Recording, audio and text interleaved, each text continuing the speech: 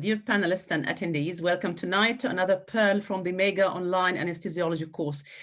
Before we start, I just would like to express my deepest gratitude to Dr. Saad Mahdi and his team for the great effort behind this outstanding course. It's always an honor for me to take part in this distinguished course. Tonight, we have an exceptional topic, which can be a nightmare at some point to the anesthetist, which is the difficult airway management. Tonight, we have 5 international eminent figures. On the speaker side, we've got Professor Nesrine El Refai, Professor John Doyle, and Dr. Yasser Zaghloul. On the moderator side, please allow me to introduce and welcome Dr. Patricia Yazbeck and Dr. Ross Hofmeyr. Dr. Patricia Yazbeck is a professor in the Department of Anesthesia and Critical Care at Hotel Dieu Medical Center, Saint Joseph University, Beirut, Lebanon. She's also the president of the Lebanese Society of Critical Care Medicine, president of the Pan-Arab Federation of Societies of Anesthesiology, Critical Care and Pain Management. Dr. Ross Hofmeyr is the associate professor and airway lead, Department of Anesthesia and Perioperative Medicine, University of Cape Town and Groote Hospital, Cape Town, South Africa. He's also the director of the UCT Stores African Fellowship in Airway and Thoracic Anesthesia. Professor Patricia, Dr. Ross, the floor is yours. It's Professor Nesrine El Refai. Professor El Refai is Professor of Anesthesia and Critical Care at Cairo University. She's a member of the WFSA Education Committee, an instructor for airway management licensed by the Rush University, USA, a member of the Difficult Airway Society of UK and the Society of Airway Management in USA. She will talk about assessment and management of difficult airway according to DAS guidelines. Thank you, Dr. Refai. The floor is yours. Thank you.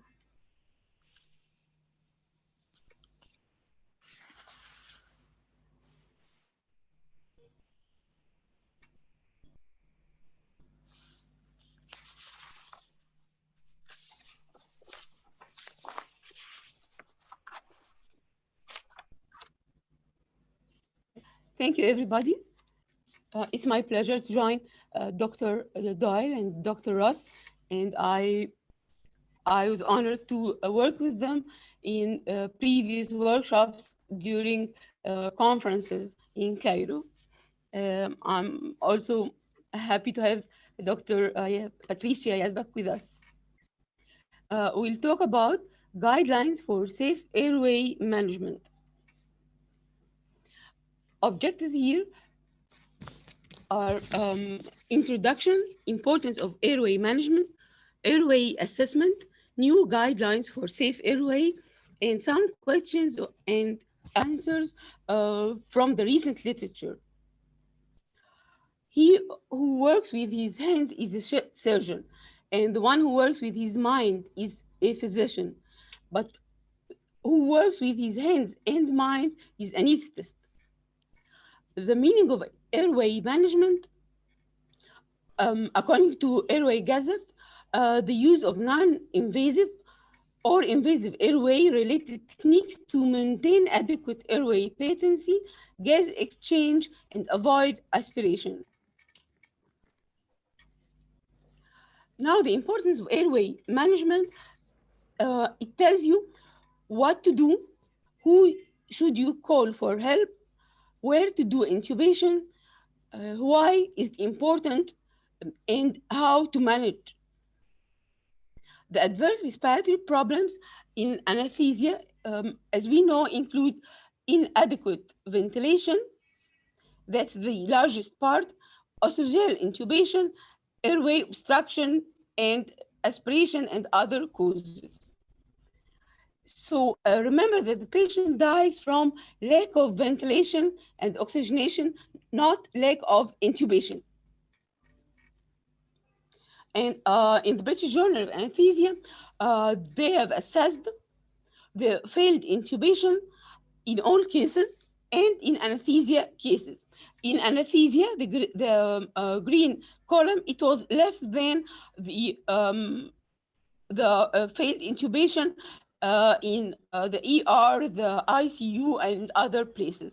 But failed intubation and aspiration has the same incidence, then followed by other causes. The important findings related to anesthesia, they found that the commonest cause of mortality was aspiration, followed by obesity, airway obstruction, poor planning of the plan A and the rescue plan, cricothyroidotomy made by anesthetist, and to my, I was astonished to know it has the highest rate of failure when it is done by anesthetists. Although the Difficult Airway Society of UK encourage all anesthetists to learn how to do cricothyrotomy. Now we'll go to airway assessment. Safe airway management needs assessment and prediction of airway difficulty. First, difficult ventilation and difficult intubation.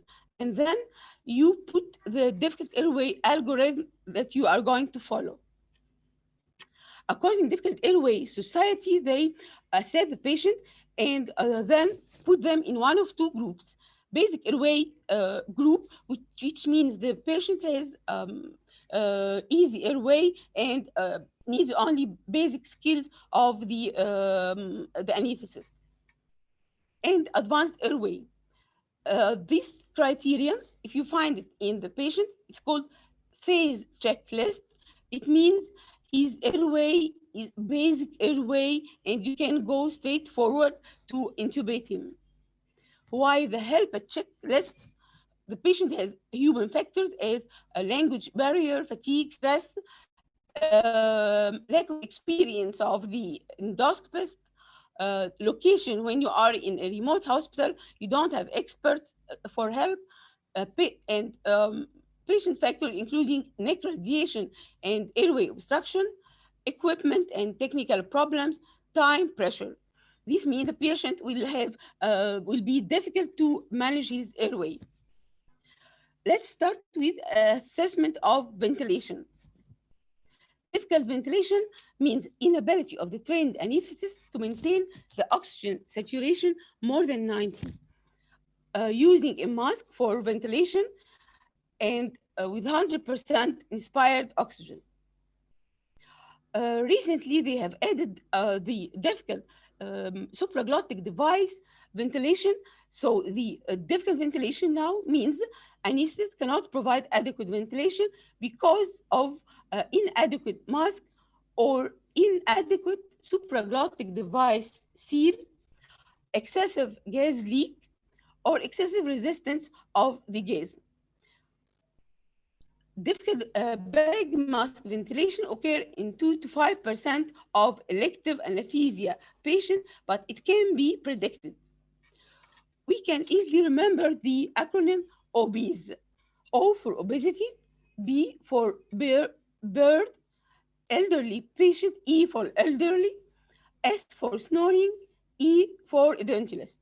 If you find only two of these factors, means the patient has a high likelihood to have a difficult mask ventilation.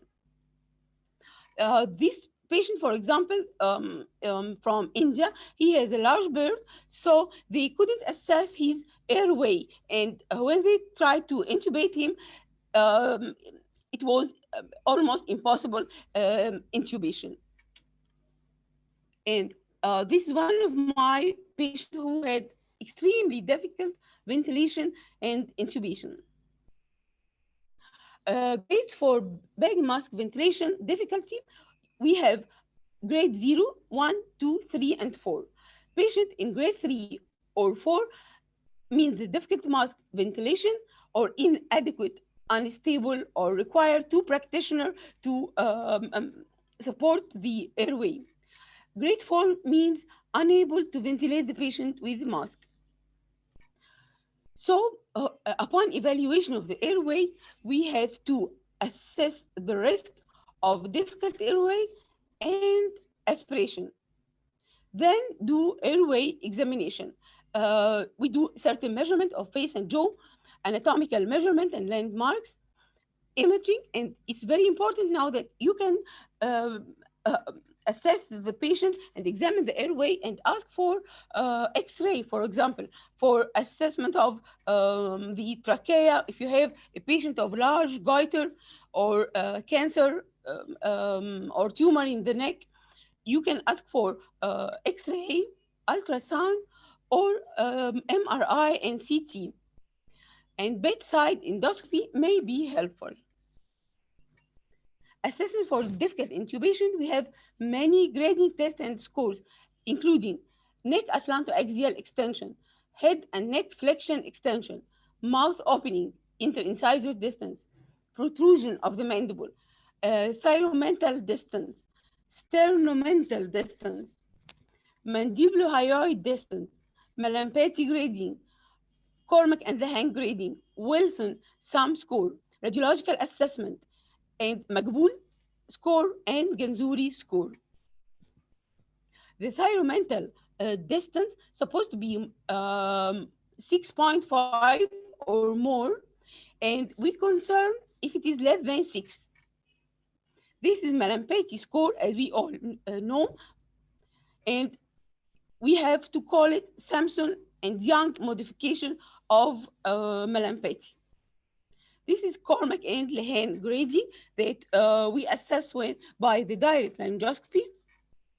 And we can correlate both of them.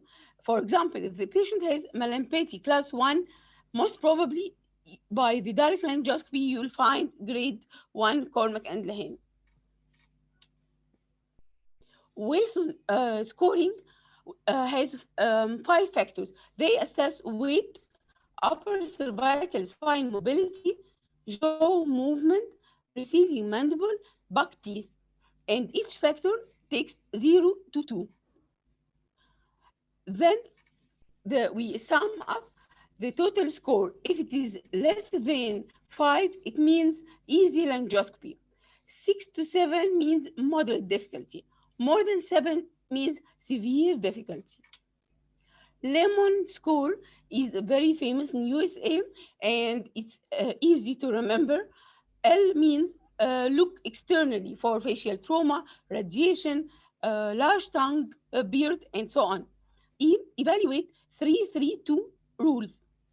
We'll talk about it. M is Malampati, O for obstruction, and N for neck mobility. Let's see the 3-3-2. It means interincisor distance takes 3 fingers, or we can say 4 or 4.5 centimeters. Then the hyomental distance is also from the hyoid bone, the first bone in the neck, and the mentum. It is 3 fingers. Thyromental distance is 2 fingers. And then we come to Ganzuri score.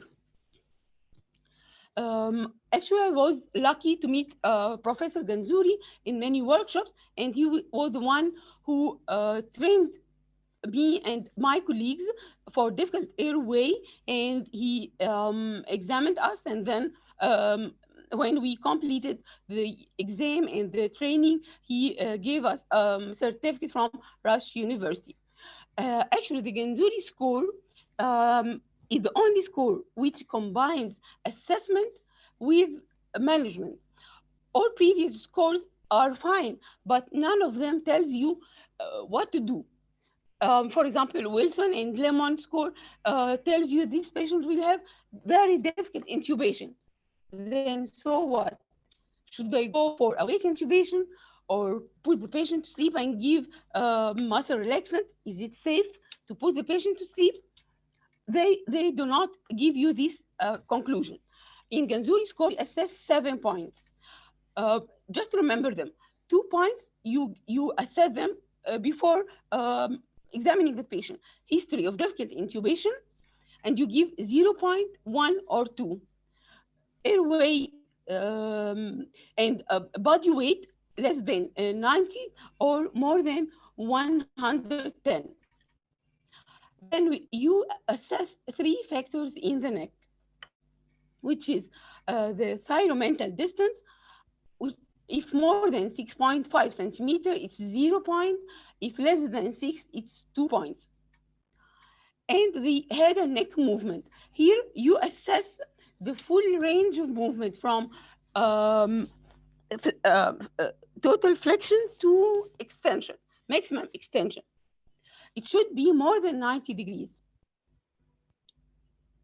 And then you come to the mouth where you assess the interincisor gap more than 4 centimeters or 3 fingers, Malampati classification, and buck teeth, which means the ability of the patient to prognathe his lower mandible. Or you can simply tell the patient to bite his upper lip. If he can bite his upper lip, it means he takes 0. If he can just approximate the upper and lower incisors, he takes 1. If he cannot do any movement of the lower jaw, in certain cases of certain syndromes, as Pierre-Robin syndrome, he takes 2. And here, the assessment of the full range of flexion and extension, from total flexion to the full extension. Then when we have a score of 0, it means proceed with routine management. If you have a score of 1 or 2, check the availability of the fibroscope in the hospital, but proceed with routine management. If you have a score of 3 or 4, you should have the fiber optic scope ready and sterilized and active. It should be in the room, in the OR, and you start with other equipment of different intubation. You try to intubate. If you fail, then you go to the fiber optic. If you have a score of 5 or more, go for awake intubation. And Professor Genzuri used to tell us it's very difficult to kill an awake patient. Further assessment, in 2014, this study assessed the soft tissue thickness of the anterior neck by ultrasound, and they found that there is a correlation between the thickness of the anterior neck and the difficult airway. It was repeated in 2019 in another research, but the other research used the MRI to assess the thickness of the anterior neck.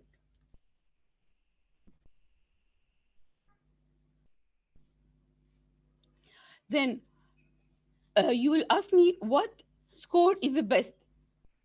Be the best you can be, but you have to stick to one of these methods.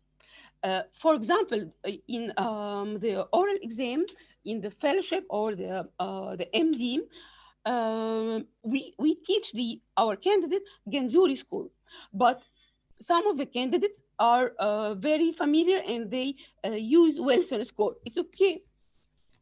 It's okay to have Wilson score, Makbul score, any of these scores, but you have to implement these scores strictly in all patients.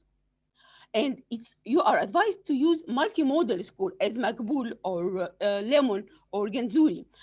Don't use one score. Don't use Malampati and you judge the patient by Malampati. That's not right. The more scores you use, the more predictability and sensitivity you will have. What are the new guidelines for safe airway? The myth of difficult airway, the term difficult airway, according to Anaesthesia 2015, is confusing. We should redefine airway assessment and management and differentiate between basic and advanced airway. the old definition of difficult airway that we used to use it is the trachea cannot be intubated under dying vision by experienced endoscopist, optimal head position, optimal muscle paralysis, optimal external laryngeal manipulation, and use of appropriate blade. Guess what? Um, I I just came through the draft of the new guidelines, the practice guidelines for management of difficult airway for 2022. It's a draft done by the Difficult Airway Society, Society of Airway Management, a Trauma Society, Society of Airway Safety, or Safe Airway Society, and also societies all over the world. And they proposed this definition. Most probably they will approve this definition, which is very specific. They say difficult airway include clinical situation in which the anticipated or unanticipated difficulty is experienced with one of the following: face mask ventilation, or laryngoscopy, or supraglottic device ventilation, tracheal intubation, or extubation. And then they further put a definition for each of these factors. The unanticipated difficult airway may occur in 1 to 4%, as we said, as Dr. Dial said, even with all these scores, sometimes you can face unanticipated difficult airway. The unanticipated difficult airway, according to the German anesthetist journal, is if you have unanticipated difficult airway, you should have face mask ventilation and supraglottic device. They say that the face mask ventilation can be facilitated by early neuromuscular blockade. And I have a question mark here. They also recommend that the patient who is not fasting and has acute hypoxia, we can give him pressure controlled ventilation. But actually, if he's not fasting, he may have a regurgent aspiration. So I have another question mark here. And they recommend using apneic oxygenation technique in high-risk patients and use early video laryngoscopy. I'm sure Dr. Dar will be happy with this. Then what to do for difficult airway? They say if you have respiratory deterioration, progressive hypoxia, go to the algorithm. Any algorithm that's accepted by your policy or your hospital. But make the algorithm simple and clear, and you can easily recall it under stress. Adapt it to the local conditions. Maintain education and training to increase the expertising of your colleagues. And be sure that you don't insist on intubation. And here is the Difficult Airway Society guidelines. Thanks to Dr. Dial, he talked about the Society of Airway Management of USA. Actually, I feel more comfortable with the the Difficult Airway Society of UK, because the new guidelines launched in 2015, and it's still acceptable. They have 4 plans. They say plan A, initial tracheal intubation plan. And by the way, this doesn't mean a direct laryngoscopy with a rigid laryngoscopy. If you have a video laryngoscopy, you put it in plan A. You can start by video laryngoscopy for every patient if you can afford it. If the direct laryngoscopy succeed, okay, go and put the tube. If it's failed, go to plan B. And plan B here is the supraglottic device. Any kind of supraglottic device. If you succeed to put the device, confirm it is if the patient is well ventilated and oxygenated, then use fiber optic tracheal intubation through the supraglottic device. So you use the device for ventilation, and then you use it as a conduit. If you fail to oxygenate with the laryngeal mask or any supraglottic device, which actually happens, then go to plan C. Plan C here is going back to the face mask and trying to ventilate the patient with any method, even with simple face mask. If you succeed, well and good. Postpone this, awake the patient and postpone surgery. If you fail, now you are in difficult situation, which is cannot intubate, cannot ventilate.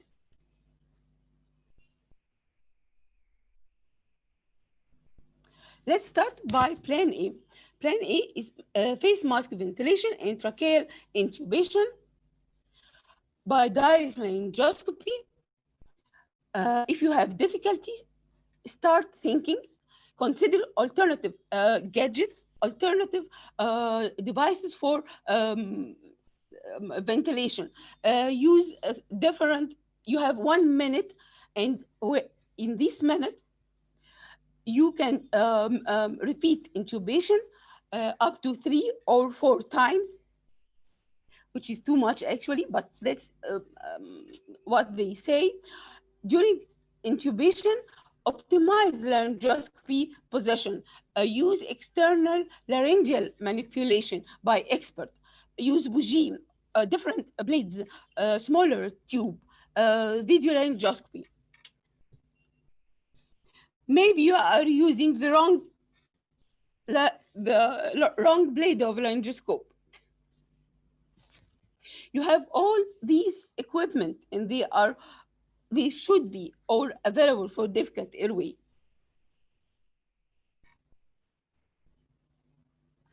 Plan B, if you fail to intubate, then you have to announce difficult intubation. I have difficult intubation. It's not a shame. You can just say, I have difficult intubation and I call for help. So another anesthetist who is more expert may come to help you. And then you go to plan B, which is supraglottic devices. In supraglottic devices, simply you have 2 families, the LMA family and the RQ family. Stop and think. You can put a supraglottic device, the first generation, which simply has 1 channel. So you can, as the RQ or RQ SP, self-pressurized, or the classic LMA. These are first generation. The second generation, you have 2 channels. So you can put the supraglottic device, and you put nasogastric tube to empty the stomach. If you have a patient with full stomach and you have the second generation supraglottic device, that's the best choice. You can ventilate, and you can even continue the operation with the second generation supraglottic device.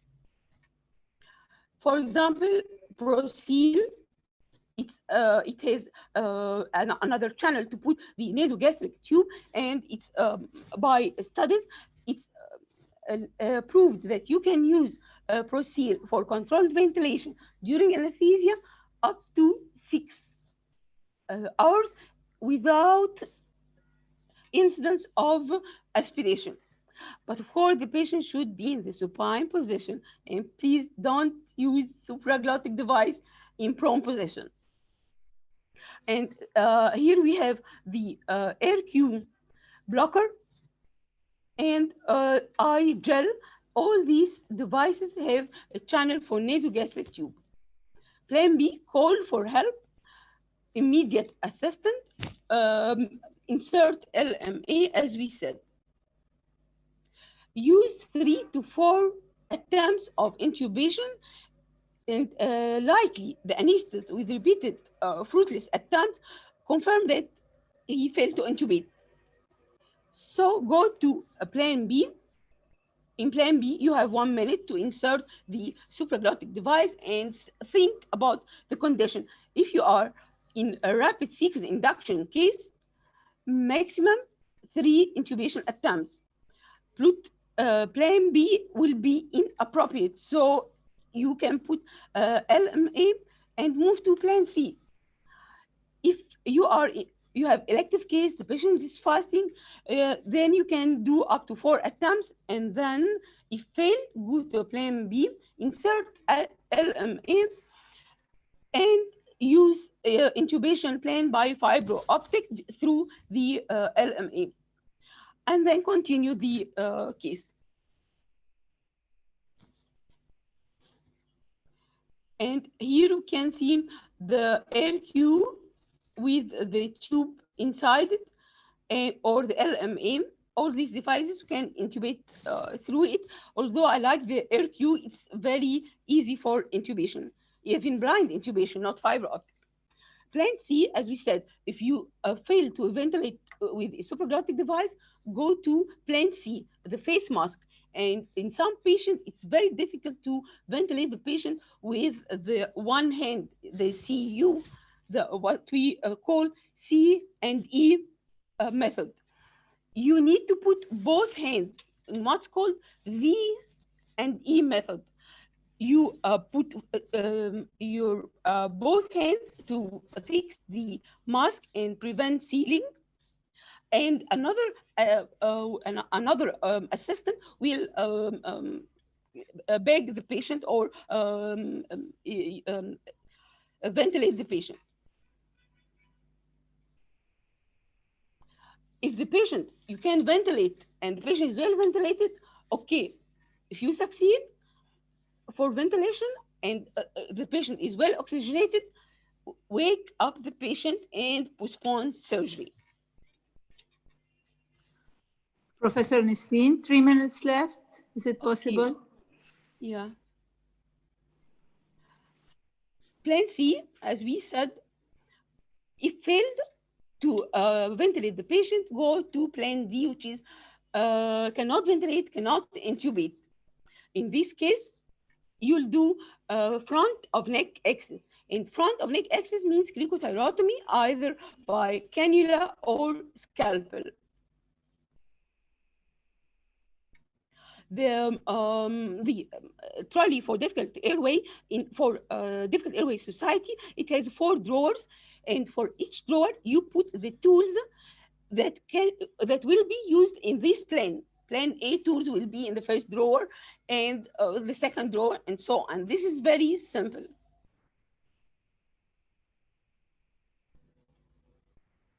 Critique for difficult airway society.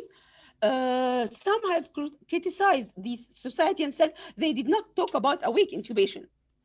But actually, I found that they have algorithms for awake intubation, starting by oxygenating the patient, put local anesthesia, sedate the patient, and then perform the awake intubation, as Dr. Doyle said.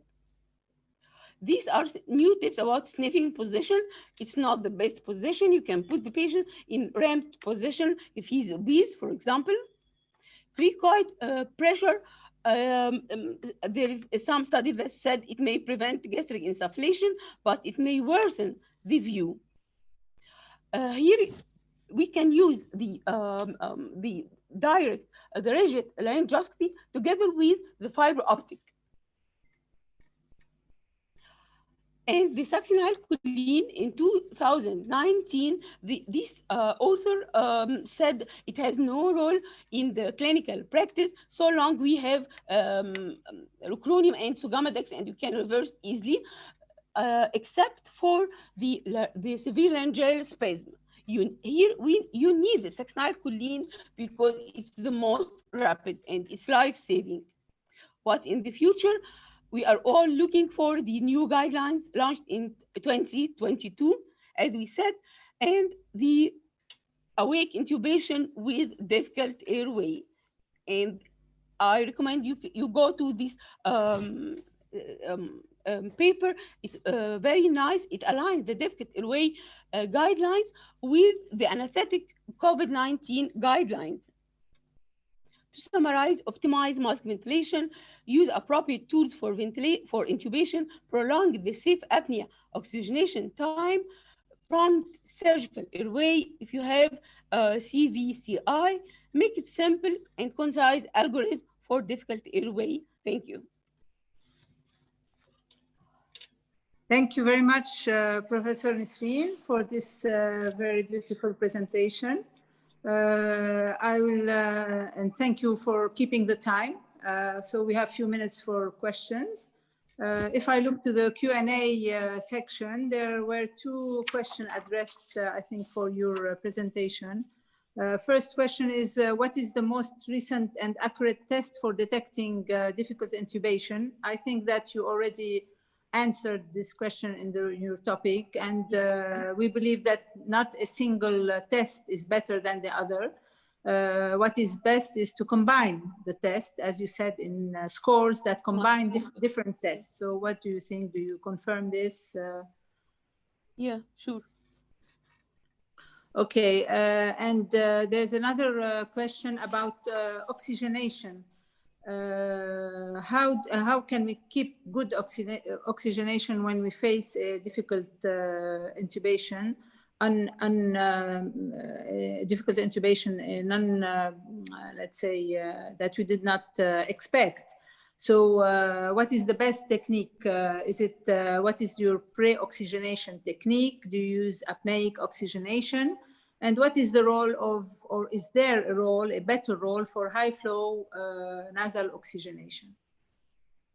We can use high flow nasal oxygenation, and it could be helpful in certain conditions. For example, if you are doing fiber optic intubation, you can orally, you can simply put nasal cannula and with high flow oxygen, it will increase the apnea time, and so you will avoid the decreasing saturation of the patient. So you can take up to 2 or 3 minutes before the patient starts to desaturate. And what was the other? The best for apneic oxygenation.